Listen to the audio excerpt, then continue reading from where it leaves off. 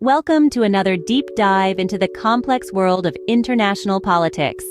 Before we begin, it's important to note that this video is intended for educational purposes only and does not endorse any political views. The information presented is based on available data and may not represent the current situation. Our focus today is on Israel's role in the geopolitical landscape, specifically its position in the Russia-Ukraine conflict. We'll be examining Israel's policies, the key figures involved, and the implications on a global scale. So buckle up as we embark on this journey to better understand the intricacies of global politics. Our journey begins in 2014, when Israel refused to join Western governments in condemning Russia's annexation of Crimea, a move driven by Israel's desire to maintain strict neutrality in the conflict between Russia and Ukraine.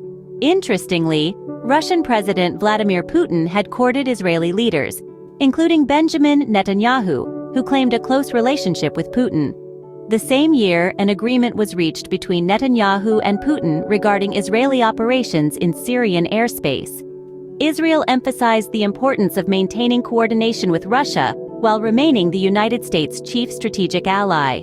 Fast forward to 2023, when Russia invaded Ukraine. Naftali Bennett, who was Israel's prime minister during the invasion, maintained the neutrality policy and attempted to broker a ceasefire. Ukraine requested Israel's help in supplying arms, but Israel only sent humanitarian aid.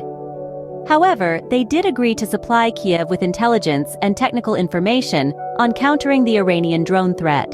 The landscape changed when Netanyahu returned to office after the invasion. Suddenly, the friendly ties with Putin were reconsidered, and Israel was reevaluating its policy on the Ukraine war. The reasons for this shift are twofold. First, Russia diluted its forces in Syria, and second, Israel saw an opportunity to supply Ukraine with defense systems to assess their effectiveness against Iranian weapons. Meanwhile, the conflict with Hamas led to hundreds of deaths and significant impacts on the global economy. The oil market experienced price jumps, Israel's currency fell, defense sector stocks rose, and the flaws of social media were glaringly highlighted. The US sent jets to the Middle East to prevent escalation, and Russia possibly used the conflict for propaganda. Furthermore, the Palestinian president Mahmoud Abbas accused Israel of destroying the two-state solution and urged countries to act to save it. He threatened to rescind recognition of Israel if it does not withdraw from the West Bank, Gaza, and East Jerusalem within a year. Most analysts argue that a single state would not be viable. To summarize, Israel's current state of war is a result of shifting political alliances, historical tensions, and evolving international conflicts.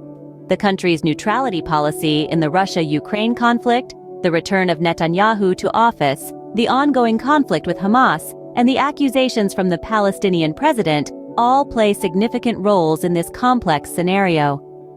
As the world watches, only time will reveal the next chapter in Israel's intricate political narrative.